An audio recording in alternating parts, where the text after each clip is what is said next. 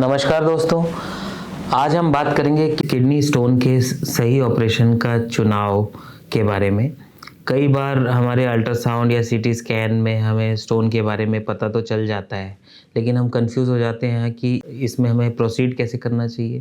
पहली बात तो ऑपरेशन की ज़रूरत है या नहीं है, यही एक बहुत बड़ा सवाल आ जाता है। इसके बारे में हमने पहले से वीडियो में डिस्कस किया हुआ है। जब आपके स्टोन की साइज़ काफ़ी बड़ी हो जाती है और स्टोन मतलब सर्जरी कराना एकदम निश्चित हो जाता है, तो भी एक बड़ा कन्फ्यूजन ये हो जाता है कि किस पद्धति द्वारा हम ऑपरेशन कराएं और कैसा ट्रीटमेंट हमारा होना चाहिए। तो ये बेसिकली एक शेयर्ड डिसीजन मेकिंग होती है। आप और आपके डॉक्टर मिलकर ये डिसाइड करते हैं। पेशेंट के विशेष का ज़रूर पूरा ध्यान रखा जाता है। कई सारे फैक्टर्स इसमें देख के डिसीजन लिया जाता है। फाइनल डिसीजन हमेशा डॉक्टर का ही होता है, लेकिन इसमें पेशेंट के इनपुट्स भी बहुत इंपॉर्टेंट होते हैं। तो आपको क्या क्या चीज़ें जानना चाहिए और किस प्रकार से ये डिसीजन मेकिंग होती है, इसको अगर आप समझ लेंगे तो ये आपके लिए बेहतर होगा। तो पहले तो मैं ये बताना चाहूँगा कि किडनी स्टोन के ट्रीटमेंट के लिए मुख्य 4 पद्धतियाँ होती हैं। एक पहला जो है वो है शॉक वेव लिथोट्रिप्सी, ESWL, है ना, जिसमें कि हम एक स्पेशल मशीन के द्वारा शॉक वेव्स को केंद्रित करते हैं, स्टोन के ऊपर केंद्रित करते हैं, जिससे कि कई सारे इस मशीन के द्वारा 2000-3000 शॉक वेव्स जो हैं वो दिए जाते हैं स्टोन के ऊपर केंद्रित करके, जिससे कि यह स्टोन जो है छोटे छोटे टुकड़ों में डिवाइड हो जाता है और फिर वो पेशाब के रास्ते जो है निकल जाता है। तो ये शॉक वेव लिथोट्रिप्सी पहला विकल्प। दूसरा विकल्प जो हो गया वो URS या RIRS, यूरेट्रोरिनोस्कोपी या रेट्रोग्रेड इंट्रारीनल सर्जरी। तो इस पद्धति में क्या होता है, आपके लिंग के रास्ते जहाँ से आप पेशाब करते हो वहाँ से पतली सी दूरबीन शरीर के अंदर प्रवेश करती है और आपके किडनी तक पहुँचती है। यह दूरबीन, इसको फ्लेक्सिबल यूरेट्रोरिनोस्कोप कहते हैं।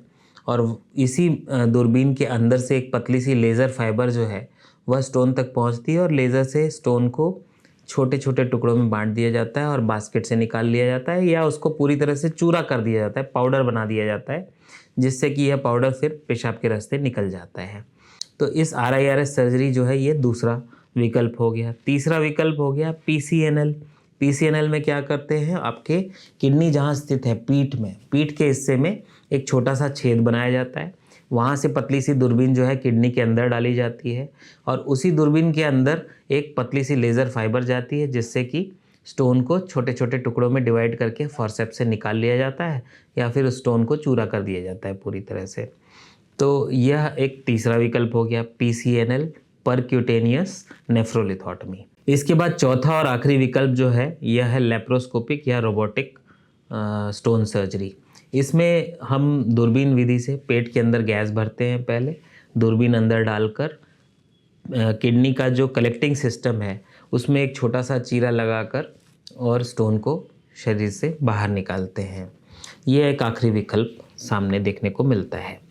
तो किस प्रॉब्लम के लिए कौन सा सलूशन होना चाहिए, इसमें कई डिसाइडिंग फैक्टर्स बनते हैं। इन फैक्टर्स को जो है मुख्यतः 3 भागों में बांटा जा सकता है।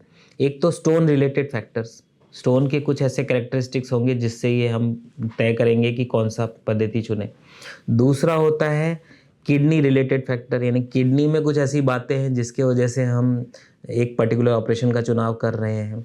तीसरा होता है पेशेंट रिलेटेड फैक्टर्स, पेशेंट में कुछ ऐसे फैक्टर्स हैं जिनकी वजह से हम एक पद्धति को चुन रहे हैं। तो स्टोन वाले कौन से फैक्टर होते हैं, स्टोन का साइज़, स्टोन बर्डन, यानी कि सिर्फ साइज़ ही नहीं, उसके पूरा वॉल्यूम कितना है उसको जानकर, उसकी डेंसिटी को जानकर हम ऑपरेशन की पद्धति का चुनाव कर सकते हैं।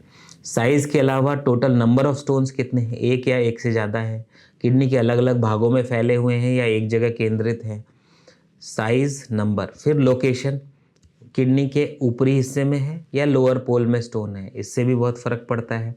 और उसका कॉम्पोजिशन क्या है, हार्डनेस क्या है, इन सब बातों से बहुत फ़र्क पड़ता है। कई सारी गाइडलाइन में जब स्टोन का साइज़ 2 सेंटीमीटर के ऊपर हो जाता है, हार्ड स्टोन होते हैं और स्पेशली किडनी के लोअर पोल में स्थित जब स्टोन होते हैं, तो फिर इसमें जनरली मिनी PCNL या PCNL को ही पहला विकल्प माना गया है। हालांकि अब इंस्ट्रूमेंट्स की एडवांसमेंट इतनी ज़्यादा होती जा रही है कि RIRS के द्वारा भी, यानी नीचे से दूरबीन डालकर भी बड़े से बड़े स्टोन को, इवन स्टैगहॉर्न स्टोन्स को भी लोग स्टेज मैनर में RIRS के द्वारा ट्रीटमेंट कर रहे हैं। लेकिन ट्रेडिशनली जो साधारण रूप से गाइडलाइंस की बात करूं तो 2 सेंटीमीटर से ऊपर के स्टोन या बड़े स्टोन या कई स्टोन, लोअर पोल में स्थित stone, struvite stone, staghorn stone, यानी कि जो ऐसे स्टोन जो पूरे किडनी के कलेक्टिंग सिस्टम का 80% से ज़्यादा हिस्सा ऑक्यूपाई कर रहे हैं, इनको हम स्टैग हॉर्न स्टोन कहते हैं। स्टैग हॉर्न इसलिए कि स्टैग वो 12 सींगा होता है, उसकी सींगों की तरह ये स्टोन दिखते हैं। तो इस तरह के स्टोन में PCNL ही पहला विकल्प होता है, जिसमें कि पीठ में छेद बनाकर 1 या 2 ट्रैक्ट बनाकर इन स्टोन को पूरी तरह से क्लियर करना आवश्यक होता है, क्योंकि इसमें अगर स्टोन के फ्रैगमेंट्स रह गए तो ये फिर ग्रो करते हैं, फिर किडनी फंक्शन को ख़राब करते हैं, बार बार यूरिन में इन्फेक्शन करते हैं और कॉम्प्लिकेशंस होते हैं। तो ये हो गया स्टोन रिलेटेड फैक्टर्स के बारे में। इसके बाद आए हम किडनी रिलेटेड फैक्टर्स। किडनी में कौन सी बातें होंगी जिससे कि हमें ऑपरेशन का चुनाव करने में आसानी होगी? किडनी नॉर्मल जगह पे स्थित है या एक्टोपिक है? यानी कई किडनी जो है पीठ में होने की जगह नीचे होती है, तो उसमें फिर हम कई बार PCNL के द्वारा नहीं पहुंच सकते। लिथोट्रिप्सी में वो हड्डी बीच में आ जाती है, तो वो भी उसमें एक्टोपिक किडनी में नहीं होती। तो अगर एक्टोपिक किडनी में स्टोन छोटा है तो हम RIRS के द्वारा इससे डील कर सकते हैं। अगर स्टोन बड़ा है तो लेप्रोस्कोपिक या रोबोटिक सर्जरी के द्वारा हमें इसे ट्रीटमेंट करना चाहिए। किडनी में हाइड्रोनेफ्रोसिस या ऑब्स्ट्रक्शन है कि नहीं है? किडनी में अगर रुकावट है, ऑब्स्ट्रक्शन है, तो ज़्यादा अच्छा ये होता है कि हम मिनी PCNL यानी पीछे से पीठ में छेद बनाकर इसको डील करें, क्योंकि मिनी PCNL में क्या होता है, ओपन सिस्टम होता है। ये ओपन सिस्टम होने की वजह से अगर रुकावट वाली किडनी में स्टोन भी है तो कुछ ना कुछ इन्फेक्शन का कंपोनेंट भी रहता है। तो ओपन सिस्टम होने की वजह से ये सारा इन्फेक्शन जो है ड्रेन आउट हो जाता है। इसके बनिस्पत RIRS एक क्लोज्ड सिस्टम होता है, यानी जो हमारा इरिगेशन फ्लूइड है, पानी जो हम डालते हैं ऑपरेशन के दौरान, वो किडनी से होकर वापस अंदर ही अंदर रह जाता है, बाहर निकलने का निकास का अच्छा प्रबंध उसमें नहीं होता है। तो ऐसे में इन्फेक्शन होने के चांसेस PCNL के कंपैरिजन में अधिक होते हैं। तो ऐसे जो किडनीज है जिनमें ऑब्स्ट्रक्शन और हाइड्रोनेफ्रोसिस है, उनमें जो है PCNL को तरजीह देना चाहिए, क्योंकि साथ में ये ऑब्स्ट्रक्शन को भी ट्रीटमेंट कर सकते हैं और ये ओपन सिस्टम होता है। तो ऑब्स्ट्रक्शन हो गया आपका, एक्टोपिक किडनी हो गई, मेल रोटेटेड किडनी हो गई, या कुछ लोगों में हॉर्स शू किडनी होती है। हॉर्स शू किडनी मतलब किडनी के निचले हिस्से जो 2 हैं वो आपस में जुड़े हुए हैं और वो घोड़े की नाल की तरह पूरी की पूरी किडनी दिख रही है। तो हॉर्स शू किडनी में भी PCNL को तरजीह दी जाती है। हालांकि RIRS भी इसमें बराबर विकल्प है और इससे भी स्टोन को क्लियर किया जा सकता है। ओवरऑल मैं अगर बात करूं तो जो ये चारों विकल्प हैं, इनमें लिथोट्रिप्सी धीरे धीरे करके कम से कम इसका प्रयोग आजकल हो रहा है, क्योंकि लिथोट्रिप्सी के कंपैरिजन में RIRS की जो दूरबीन है वो पतली से पतली आ गई हैं, डिस्पोजेबल आ गई हैं, इनमें एडवांसमेंट्स ज़्यादा हो रहे हैं। साथ ही PCNL का इक्विपमेंट भी लगातार प्रोग्रेस कर रहा है, इसमें ट्रैक साइज़ लगातार छोटा होता जा रहा है। हालांकि हम छेद बना रहे हैं, लेकिन वो पतले से पतला छेद आजकल बनाया जा रहा है, और उसके वजह से इतने छोटे छेद से जब हम दूरबीन डालते हैं तो कॉम्प्लिकेशन रेट्स और ब्लीडिंग और पेन जो है वो बहुत कम होता है। तो इस वजह से जो है ओवरऑल लिथोट्रिप्सी की जो पद्धति है वो धीरे धीरे आजकल कम से कम यूज़ हो रही है। इसके बनिस्पत RIRS और मिनी PCNL जो है अधिक से अधिक इस्तेमाल में लाई जा रही है। तो ये हो गया आपका किडनी रिलेटेड फैक्टर्स। अब लास्टली हम आएंगे पेशेंट रिलेटेड कौन से फैक्टर्स हैं जिसकी वजह से हमें स्टोन की सर्जरी का चुनाव करने में आसानी होती है। तो पहला पेशेंट रिलेटेड फैक्टर है उसकी उम्र। अगर बहुत छोटा बच्चा है या बहुत बूढ़े लोग हैं तो कई बार छोटे स्टोन्स ज़्यादातर जो हैं वो हमें नॉन ऑपरेटिव रूप से मैनेज करने चाहिए। इसके अलावा छोटे जो बच्चे हैं उनमें लिथोट्रिप्सी जो है उसमें ब्लीडिंग के चांसेस अधिक होते हैं। तो ऐसे छोटे बच्चों में मिनी PCNL करके ही इन स्टोन्स को निकालना चाहिए। हालांकि अब RIRS की पतली दूरबीन इतनी पतली आ गई हैं कि छोटे छोटे 1 से 2 साल के बच्चों में भी RIRS के द्वारा स्टोन को क्लियर किया जाने लगा है। इसके अलावा बॉडी हैबिटस, अगर बहुत ज़्यादा मोटापा है, ओबीस पेशेंट है, तो इसमें RIRS एक अच्छा विकल्प होता है। अगर कोएगुलोपैथी है, यानी खून रोकने की क्षमता किसी मरीज़ की कम है, या हार्ट डिजीज़ या स्ट्रोक की वजह से उनको खून पतला करने की दवाइयाँ चल रही हैं और रोकी नहीं जा सकती, तो ऐसे में RIRS, क्योंकि हम बॉडी में कोई इंसिजन या छेद नहीं बना रहे, तो ऐसे में RIRS जो है एक बढ़िया जो है विकल्प हमें देखने को मिलता है, क्योंकि इसमें ब्लीडिंग के चांसेस बहुत ही कम होते हैं। यहाँ पे कोएगुलोपैथी की बात कर ली हमने, तो अब नेक्स्ट पॉइंट जो हमारा है वो है इन्फेक्शन। अगर यूरिन में इन्फेक्शन मौजूद है, तो वैसे तो कोई भी स्टोन की सर्जरी नहीं की जानी चाहिए। पूरा इन्फेक्शन को हमें एंटीबायोटिक से ट्रीट करना चाहिए। कल्चर स्टेराइल होने के बाद ही हमें ऑपरेशन में जाना चाहिए।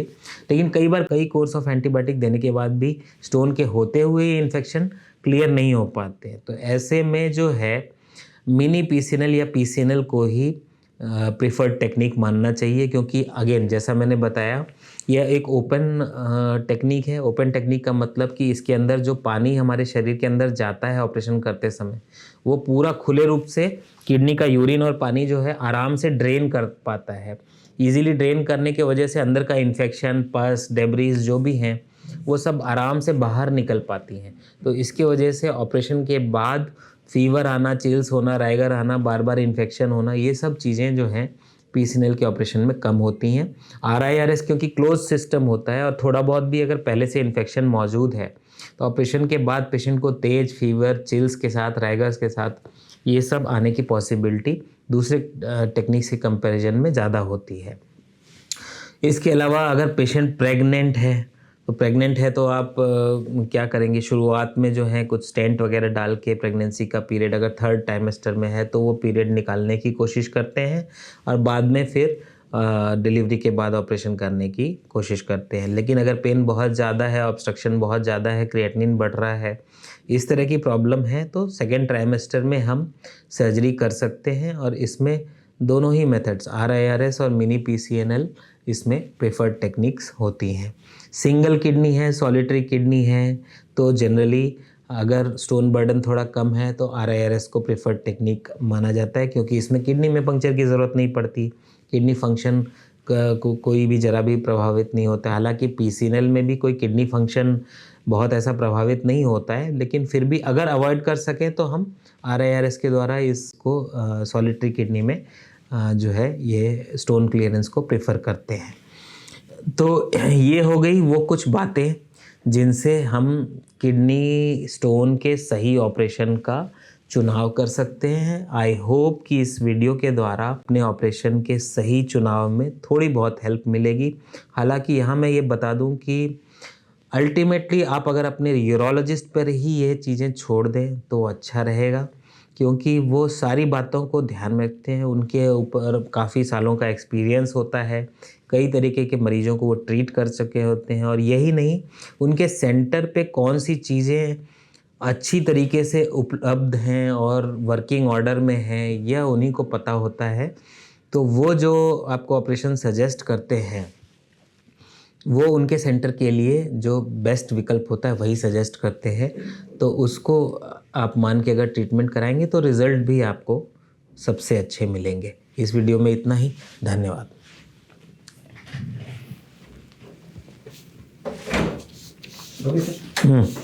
हो गया लास्ट वीडियो।